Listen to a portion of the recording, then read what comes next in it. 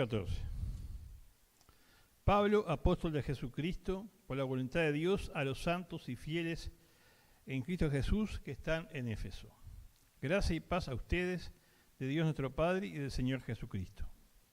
Bendito sea el Dios y Padre de nuestro Señor Jesucristo, que nos bendijo con toda bendición espiritual en los lugares celestiales en Cristo, según nos escogió en Él antes de la fundación del mundo, para que fuésemos santos y sin mancha delante de Él.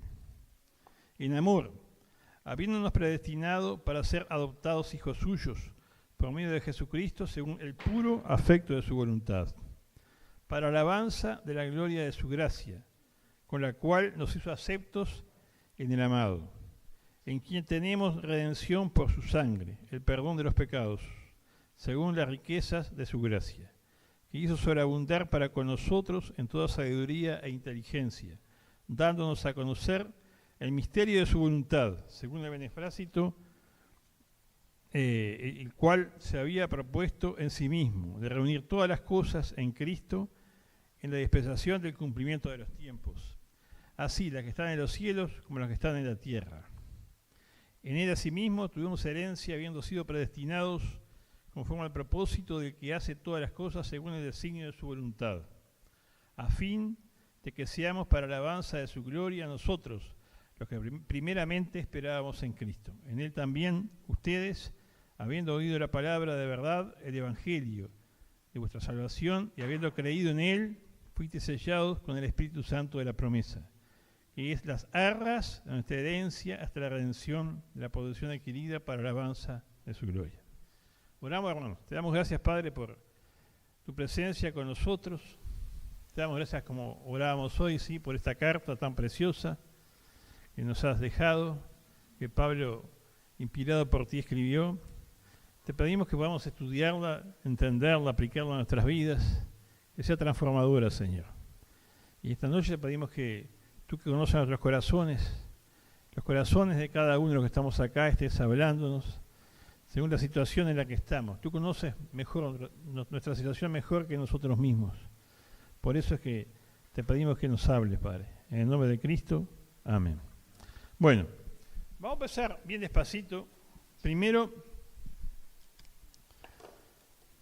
¿quién es Pablo, verdad? Es interesante, no sé si todos hemos oído hablar de quién es este hombre, Saulo de Tarso. Saulo de Tarso era un hombre enemigo de la fe cristiana. Era un judío religioso, convencido de su religión y convencido de que los cristianos eran malos, y tan convencido estaba que se había consagrado a perseguir a los creyentes.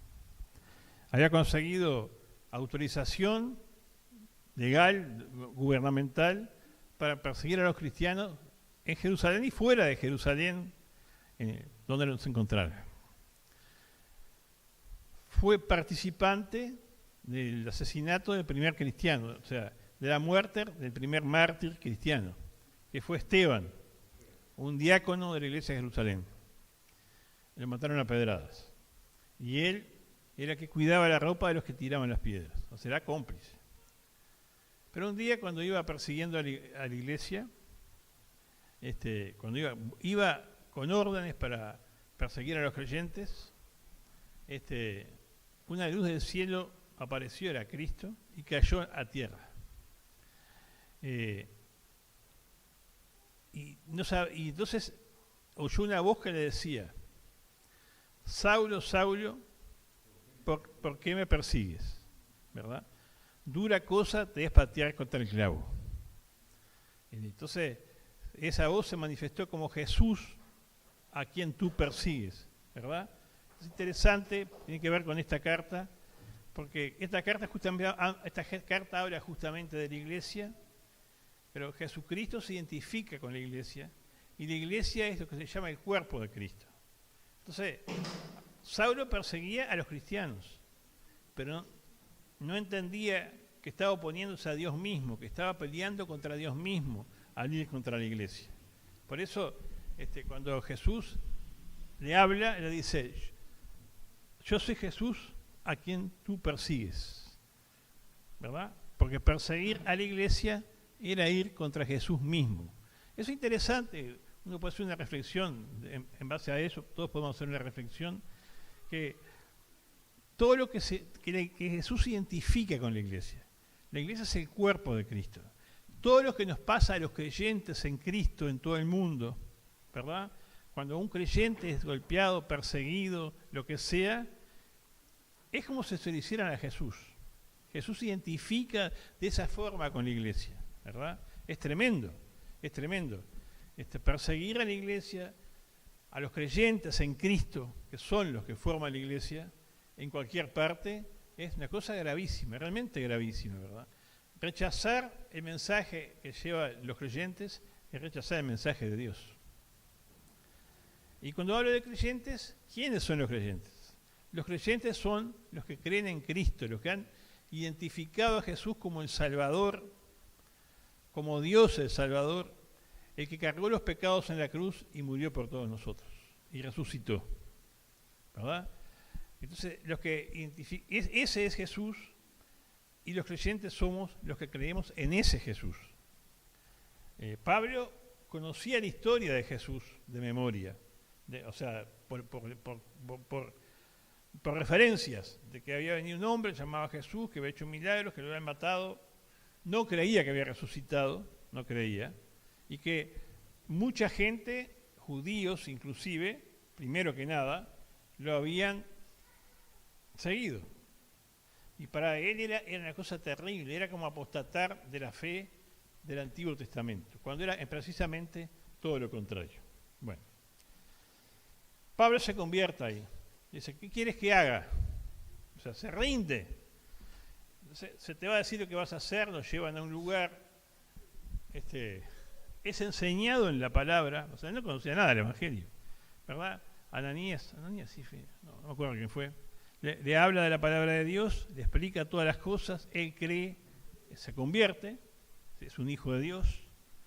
Y entonces, a partir de ese momento, Dios empieza a hacer cosas extraordinarias con él, ¿verdad? De perseguidor lo convierte en el primer evangelista, debe ser de los más grandes que ha habido en toda la historia. Y uno, así como como hemos aprendido ya, que perseguir a la iglesia es como perseguir a Cristo mismo,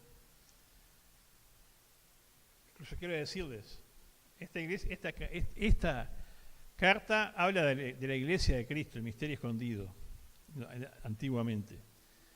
Y Dios se manifiesta al mundo hoy a través de la iglesia.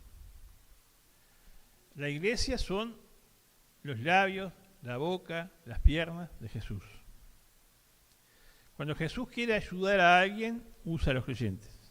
Cuando Jesús quiere alcanzar a alguien, usa a los creyentes. Los creyentes somos el cuerpo de Cristo. Así con todas las imperfecciones que tenemos muchas imperfecciones, los creyentes somos el cuerpo de Cristo. Dios actúa, obra, se manifiesta al mundo a través de su cuerpo. Les pregunto, ¿cómo hacen ustedes para hacer las cosas?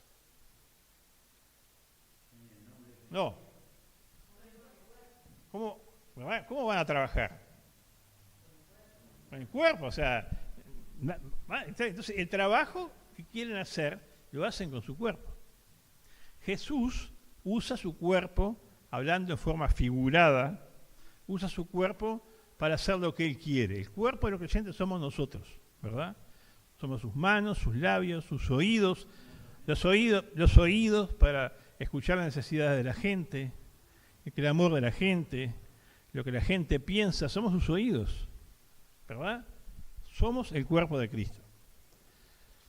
Eso Pablo lo quería entender muy bien. Pero lo interesante es que, ya que estamos en esto, que Dios elige, como hemos dicho otras veces, en otras oportunidades, elige los instrumentos que nosotros no elegiríamos para hacer determinadas tareas. Porque Él elige para predicarle a los que no somos judíos, que somos nosotros, a los que ellos llamaban gentiles o los de afuera, los perrillos, como decía Eduardo el otro día, elige a un judío fanático, a una persona que no tenía empatía por los no judíos, al contrario, tenía antipatía. Pablo no se sentaría a tomar el café con un no judío, ¿verdad? Es como, veo que los judíos muy fanáticos, cuando pasa un cristiano, escupen para el piso. ¿Verdad? Sí, escupen para el piso, eso que andan barbudos, sí. No quieren saber nada. Cuando ven un cristiano, chao, no quieren saber nada con él. Así eran con los no cristianos. No querían saber nada, claro. Ellos eran los que conocían a Dios, tenían la escritura, y los otros eran paganos, eran idólatras. Imagínense, en aquellos tiempos, en aquel tiempo, en el siglo I, la gente creía en distintos dioses, muchos dioses. En los cultos a los dioses había hasta ofrendas sexuales, o sea, había hasta una sacerdotisas sexuales, una cosa muy deprimente. Y quiero decir, yo por eso quería traer la foto, no pude, perdonen, pero en esa ciudad de Éfeso, que es una ciudad que está en Turquía, lo que hoy es Turquía, estaba uno de los templos más lindos que el hombre ha construido, que es el templo de la diosa Diana, ¿verdad? En esa ciudad estaba un templo maravilloso desde el punto de vista arquitectónico y de belleza artística, era de lo más lindo, ¿verdad? El templo de la diosa Diana, que para algunos es una diosa en la que creían muchos pueblos, para muchos era una diosa de la guerra, pero para los griegos y para mucha de esta gente era una diosa de la fertilidad, ¿verdad? Por eso le pedían que hiciera prosperar las cosechas, que fuera bien que cuando plantaban todo surgiera bien, que hubiera lluvia, todo eso, ¿no? Y justamente, ahí está. Eso es una recreación de lo que fue el templo. Justamente, entonces en esos cultos, la fertilidad tiene que ver con la sexualidad, eran bastante deprimentes, y los judíos no querían saber nada con eso, porque realmente el Antiguo Testamento no quería saber nada con eso. Y Pablo estaba separado de eso, pero también separado de los cristianos. Entonces, Pablo, un enemigo de los cristianos, una persona que no podía ni ver a los que no eran judíos, que no quería saber nada con ellos, ni iba a convertir un vaso, un plato, nada con ellos, Dios elige a un hombre que era así para predicarle a los que no eran cristianos. ¿Me explico? Dios no hace las cosas como nosotros pensamos. Los pensamientos y caminos de Dios no son los nuestros, son más elevados. Es muy interesante, ¿no? Dios elige el instrumento que quiere para hacer lo que quiere cuando quiere. Lo hizo en aquel tiempo y lo sigue haciendo a través de los tiempos, ¿verdad? Nosotros haríamos una selección de acuerdo a otros patrones, pero Dios no tiene nuestros patrones y eligió a este hombre y le fue muy bien a Dios con él, porque fue realmente un hombre muy fiel, Pablo, ¿verdad? Como se llamó después. Bueno, Pablo empieza a predicar por distintos lugares, se forma parte de la iglesia de Antioquía, estoy contando en el libro de los Hechos, ¿no? Y bueno, la iglesia de Antioquía era uno de los ancianos de la iglesia de Antioquía, oran y Dios lo selecciona para ser enviado como misionero, a él y a Bernabé, su compañero, que además había sido en el primer tiempo su maestro. Los envía como misioneros. Después hace unos viajes, Pablo con Bernabé. Pablo y Bernabé se separan, Bernabé se va con otro hermano y Pablo va a predicar con Silas. Toma otro compañero de viaje, Silas, ¿verdad? Y sucede algo, yo quiero leérselo porque está muy interesante, ¿verdad? Esperen un poquito. 16. Y cómo Dios guía la obra, ¿no? Busquen el capítulo 16 del libro de los Hechos. Así que, a ver, Pablo era un judío convertido, ¿verdad? Sí, está. Bueno. Éfeso, ¿en qué país dije que estaba Éfeso? Turquía. Cuando ustedes leen la Biblia dice Asia Menor, pero realmente es Turquía. Mientras ustedes buscan el capítulo 16 de Hechos, es muy interesante. Turquía siempre ha sido un punto muy importante en la historia de la humanidad, ¿verdad? Fue el centro del Imperio Romano Bizantino. Y millones de personas se mantuvieron por ahí. Y el Evangelio en los primeros siglos, la iglesia creció, se fortaleció en ese lugar ahí, en lo que hoy es Turquía. Interesante, porque después el Evangelio se fue a otro lado y ahí se quedó lleno de musulmanes, aunque hay creyentes, por supuesto, ¿no? Ojo, es un país que hay cristianos. No todos los que uno quisiera, pero hay cristianos. Sí, hay un poco de persecución, no como en otros lados, no como en Arabia Saudita, por ejemplo, en Qatar. Pero ahí hay persecución. Pero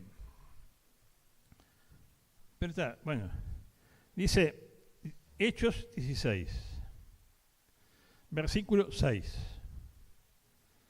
Y atravesando Frigia, o sea, Pablo y Silas, y la provincia de Galacia, escuchen bien, miren, les fue prohibido por el Espíritu Santo hablar la palabra en Asia. Asia que es Turquía. Y cuando llegaron, ahí tenían el mapa hoy, y cuando llegaron a Misia intentaron ir a Bitinia, pero el Espíritu Santo no se lo permitió. Y pasando junto a Misia descendieron a Troas. Y se le mostró a Pablo una visión de noche un varón macedonio que estaba en pie rogándole y diciéndole: pasa a Macedonia y ayúdanos. Cuando vio la visión, enseguida procuramos partir para Macedonia, por cierto que Dios nos llamó para que anunciásemos el Evangelio, y se cuenta la historia de cómo predican en la ciudad griega de Filipos.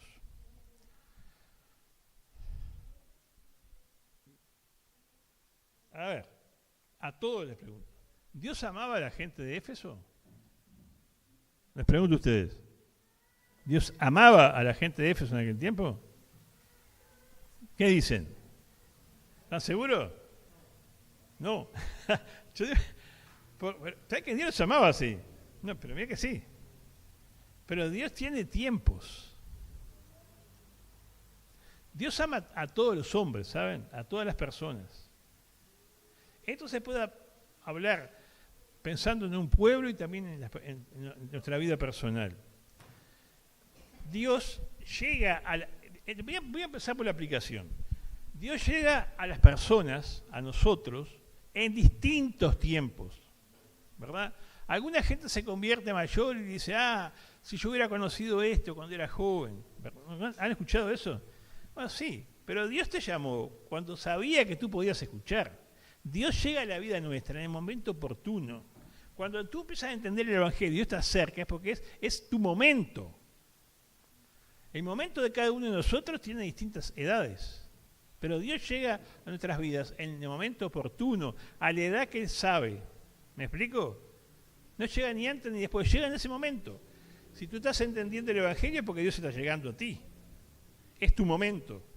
Este es el momento para que entiendas. Y también pasa con los pueblos, con las ciudades. No es cuestión de que uno vaya a predicar donde se le antoje. Esto es bíblico. Pablo era guiado por el Espíritu Santo. Para ir donde el Espíritu Santo lo llevaba. Porque necesidades hay en todos lados. Gente inconversa hay en todos lados. Pero el Señor de la obra es Dios.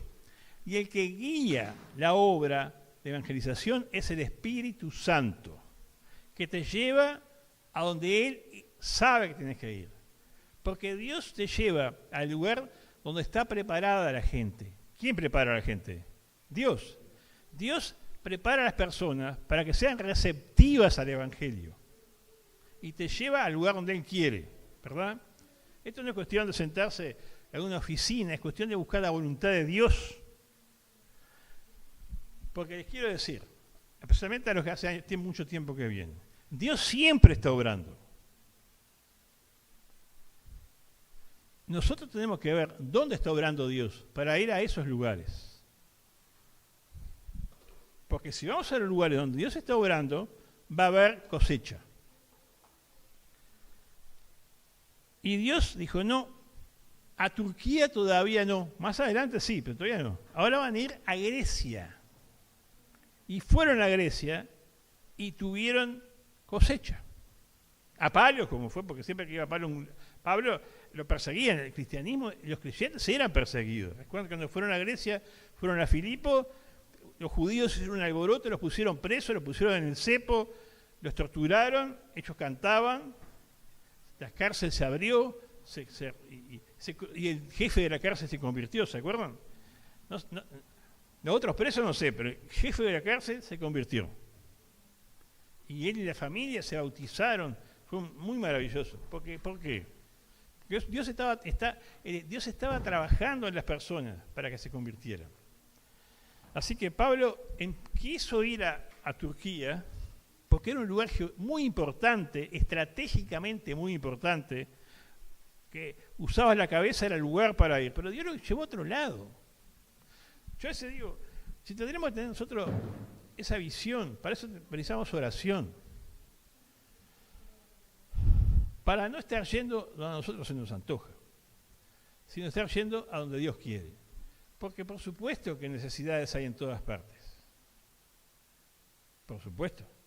Por supuesto que nosotros tenemos que dedicar nuestra vida, nuestro tiempo y todo lo que tenemos para predicar el Evangelio. Pero tenemos que buscar la dirección de Dios para saber dónde. Porque yo quiero ir para allá, pero dice, no, es para allá, hermano. ¿Verdad? A veces nos pasa eso, que estamos pensando en cosas y predicar aquí o allá, y resulta que al lado tenemos a alguien que nos está preguntando cosas. Esto no es personal. A veces uno piensa, y resulta que hay gente que nos está preguntando al lado nuestro de Dios. ¿No les pasa? Eso, porque tú estás trabajando ahí, tú piensas ir a otro lado, y tienen ahí, de repente al lado tuyo te están preguntando. ¿No les ha pasado eso? Y dicen cosas, y uno a veces como está pensando en otra cosa, se duerme. Y no es un instrumento de Dios como debes. Lo digo por mí, yo no lo digo por ustedes. Lo digo por mí. Eso es lo que pasó. Bueno, Pablo era un hombre, y Silas, eran personas dependientes del Espíritu Santo. Como otros han dicho, no yo. Dice que el libro de los Hechos de los Apóstoles pues puede ser llamado el libro de los Hechos del Espíritu Santo. ¿Han escuchado eso, verdad? ¿Claro? ¿Pero por qué? Por eso. Por personas que se dejan usar por el Espíritu Santo. Cuando hablo de ser usados por el Espíritu Santo, no digo de hacer cosas estrambóticas. Digo de hacer cosas que edifiquen su reino, ¿verdad? Que alcancen a las personas que son necesitadas. ¿Me explico? Si no se entiende, ¿qué se hace? ¿Cómo no entiende qué hace? Pregunta. Muy importante eso, ¿verdad? Porque si no, uno habla y después se va a la casa, no entendió. No es que se quede contento que está predicando, hay que preguntar. Bueno, pero finalmente, Pablo va a Turquía, va a distintas ciudades, ¿verdad? Atenas, va a distintas ciudades, porque después de pasar por Atenas, Corinto, que eran griegas, va a Éfeso, ¿verdad? Y entonces en Éfeso, capítulo 19 del libro de los Hechos, encuentra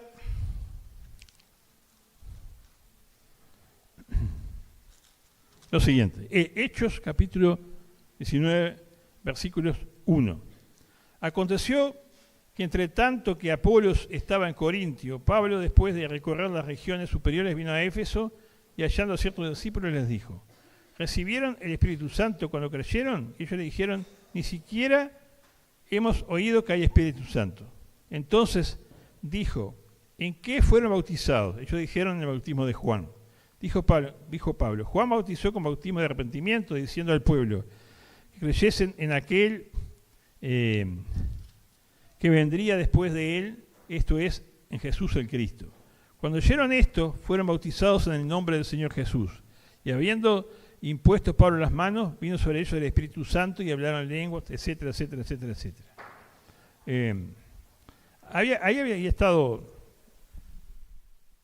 Habían sido evangelizados, pero no conocían el Evangelio de Cristo.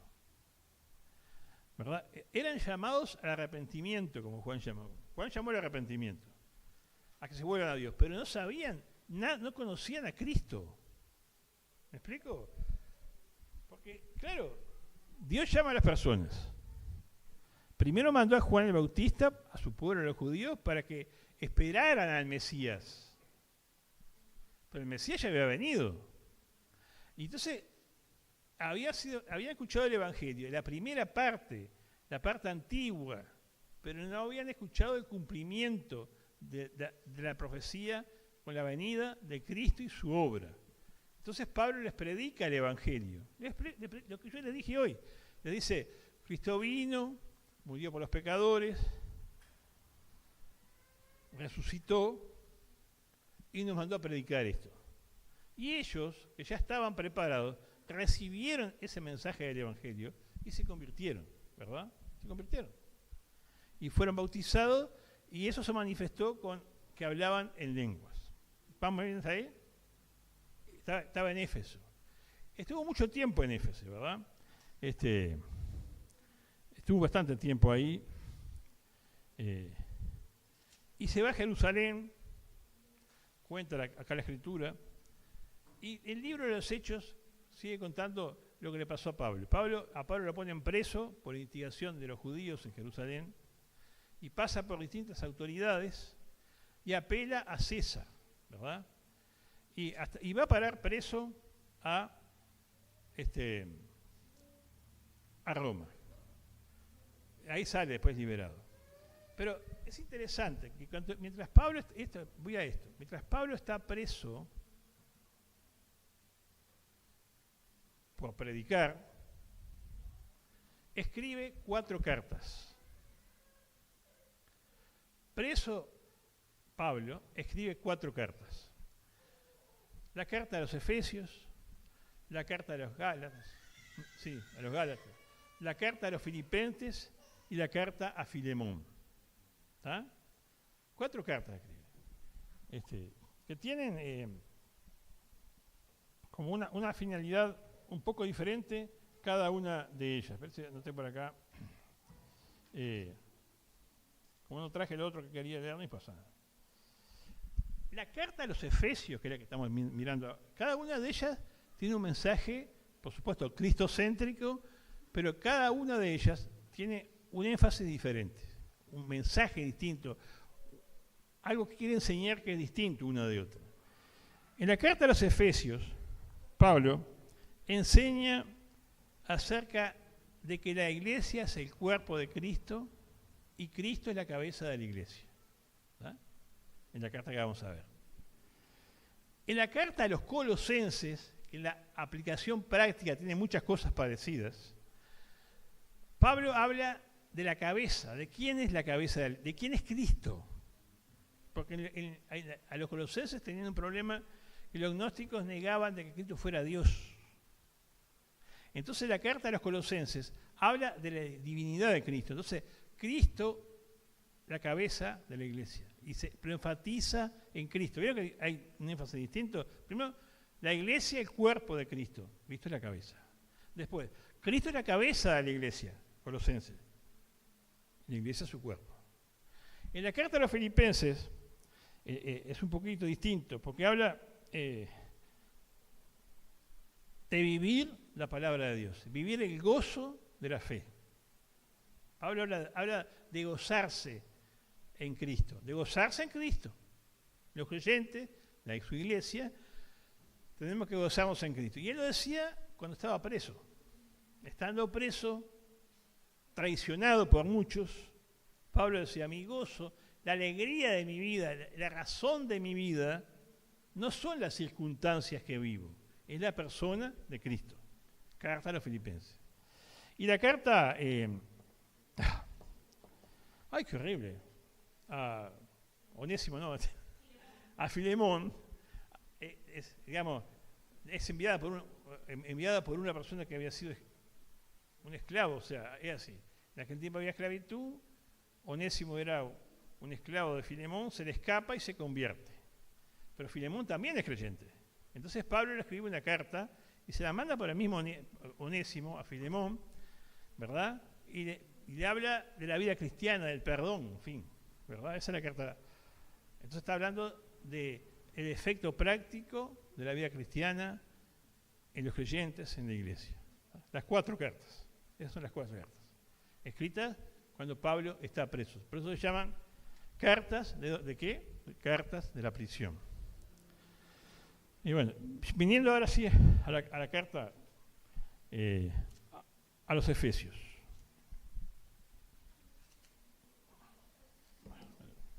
Disculpe que se me va.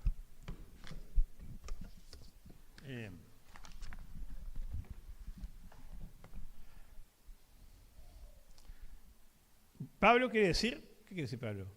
Pequeño, ¿verdad? Y entonces uno, o sea, le escribe Pablo, y Pablo dice, queda claro, no la firma al final, al principio dice que la escribe. ¿Vieron que nosotros cuando escribíamos cartas, escribieron cartas con usted alguna vez? Sí, tú, Carolina, escribiste. ¿Dónde ponías tu nombre? Al final, ¿verdad? Pablo lo pone al principio, interesante, ¿verdad? Pablo lo pone al principio. Y dice Pablo, apóstol de Jesucristo, por la voluntad de Dios, a los santos y fieles en Cristo Jesús que están en Éfeso, gracia y paz a ustedes de Dios nuestro Padre y del Señor Jesucristo.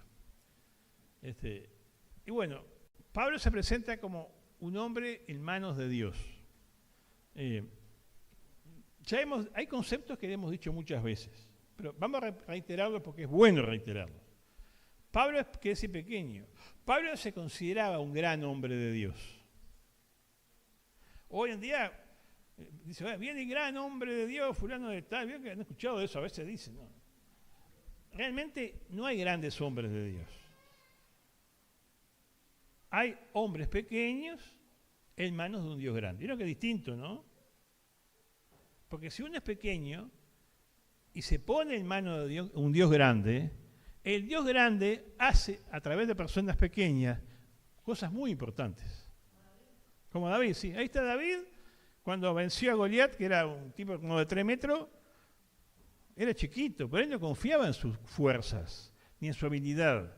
Confiaba en quién, en Dios. Dios era grande. Yo creo que esto es una cosa para los creyentes muy importante, ¿verdad?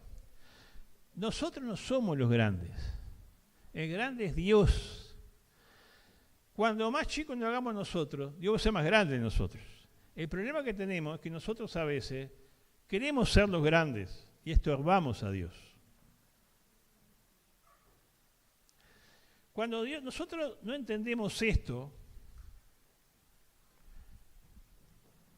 la obra llega hasta cierto límite, le ponemos un freno a la obra, porque a Dios no le gusta eso. No le gusta. A Dios le gustan las personas que se ponen en las manos de Él con todo lo que tienen para que Dios sea engrandecido y Dios obra a través de nosotros. En el Antiguo Testamento, Moisés es un ejemplo de lo más grande que hay. Moisés fue llamado, abro un paréntesis, pero voy a decirlo, porque es importante para el caso. Moisés fue llamado y sabía su llamado de muy joven. Moisés fue llamado por Dios desde muy joven. ¿Cómo? No sé, porque no dice. Pero cuando Moisés mató al egipcio, ya sabía que era el designado por Dios para librar al pueblo. O sea, Dios se lo había dicho. Pablo estaba bien, Moisés. Él era el designado, pero no era el tiempo de Dios. Y Moisés era él el que pensaba que era él el que iba a librar al pueblo. Toda la historia, está 40 años cuidando ovejas, de su suegro, todo eso. Y Dios le habla a él y me dice, ahora sí anda a liberarla.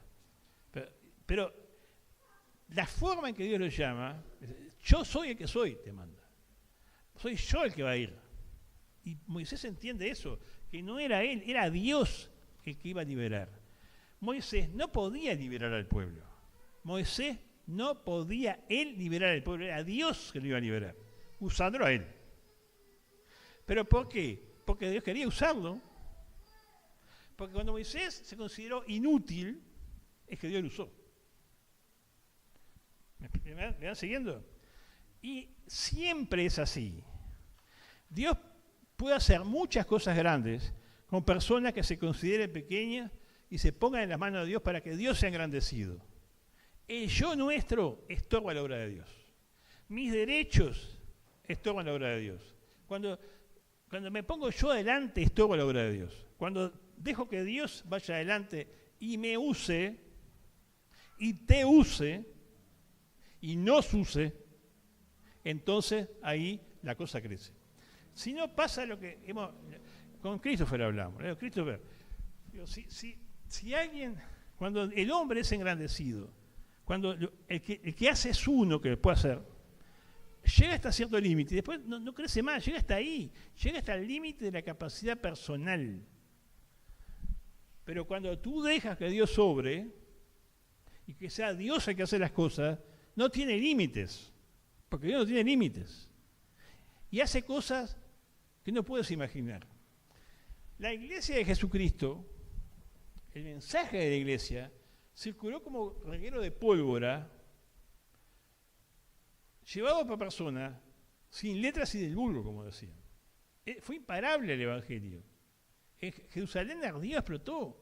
Y después se corrieron y se fueron por todos los lugares predicando y se extendía, y eran personas sencillas. Y uno siempre se concentra en el siglo I porque tiene la Biblia, pero siglo II, siglo III, a los creyentes los tiraban a los bichos, a los leones, al foso, digamos, al circo, y no podían parar el evangelio.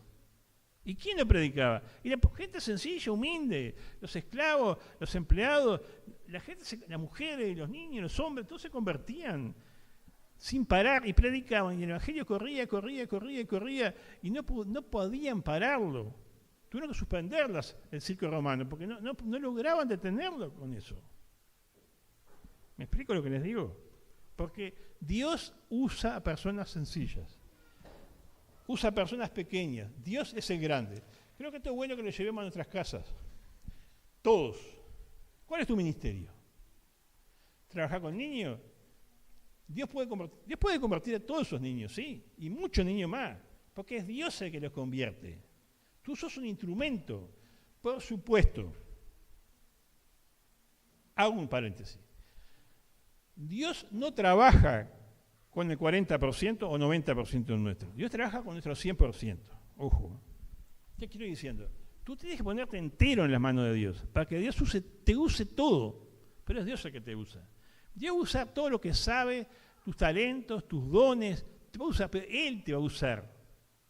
Y cuando se aplauda, se va a aplaudir a Dios, no a ti. ¿Estás de acuerdo con que es así? ¿Con que sea Dios el aplaudido y no tú? ¿O tú quieres recibir aplausos? Si recibes aplausos, imitas a Dios. Dios no comparte su gloria con nadie. La gloria es siempre de Dios. Dios es el que salva a las personas. Porque Dios es el que nos amó sin merecerlo. Nos vio pecadores y mandó a Cristo para salvarnos. Cristo vino y murió por nosotros en la cruz cuando nosotros éramos sus enemigos. Tú y yo éramos enemigos, Cristo murió por nosotros. Resucitó. Y después vino y nos convenció, el Espíritu Santo trabaja en nuestras vidas para que conozcamos a Cristo. Y usa los labios de algunos, pero es Dios el que está hablando. Siempre es Dios el que trabaja. Y la gloria de Él es el que salva, ¿verdad? Por eso dice que, en el Apocalipsis dice que los ancianos echarán sus coronas a los pies de Jesús. Las coronas que nos dé Dios son para Cristo. Ustedes, no está mi corona, no te la doy Jesús. La corona es para Él. Si todo lo que hacemos bien es para Él. Así que lo eligió a Él, lo eligió para predicar. Dios elige al que quiere, para lo que quiere, y Él no se equivoca. Yo te digo, ponte delante de Dios, que Dios te está llamando para algo. A un servicio, siempre en comunión con la iglesia.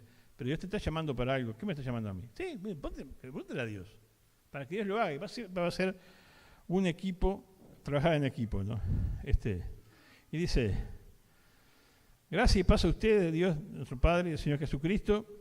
Y lo que Pablo administraba, la gracia de Dios. ¿Qué quiero decir con que administraba la gracia de Dios? Que la gracia es de Dios y Pablo la daba, la repartía como Dios quería, para que la gente lo conociera. Termino diciéndoles que esta carta enfatiza en que Dios, justamente, el misterio que se revela en esta carta, a través de lo que dio Pablo, es que Dios tenía un plan que no estaba revelado en el Antiguo Testamento. En el Antiguo Testamento se decía que los que no eran judíos iban a conocer a Dios. Eso lo decía. Pero lo que no se decía es que Dios iba a formar un pueblo nuevo, que no era el pueblo de Israel, era un pueblo nuevo. El pueblo de Israel está ahí, tiene su promesa, ¿verdad?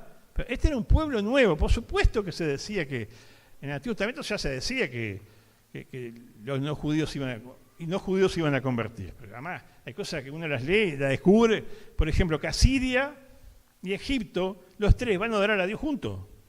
¿Sabían? Lean Isaías. Claro que hay salvación de los que no son judíos. Asiria, Egipto e Israel. Pero esto es otra cosa. Acá lo que dice es que Dios está formando un pueblo nuevo. A partir de Pentecostés, cuando se predica el Evangelio, se empieza a predicar, empieza a surgir un pueblo nuevo. Nace un pueblo nuevo, formado por judíos y por quienes son judíos, por gente de toda pueblo, raza y nación. Somos ciudadanos del cielo, ciudadanos de una nación nueva.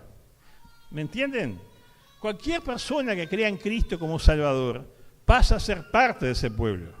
Es del pueblo de Dios, la iglesia. Es algo nuevo. Justamente de eso nos habla el libro de Efesios. ¿Alguna pregunta, comentario? ¿No? Entonces le digo, ¿qué tenemos que hacer para el viernes que viene?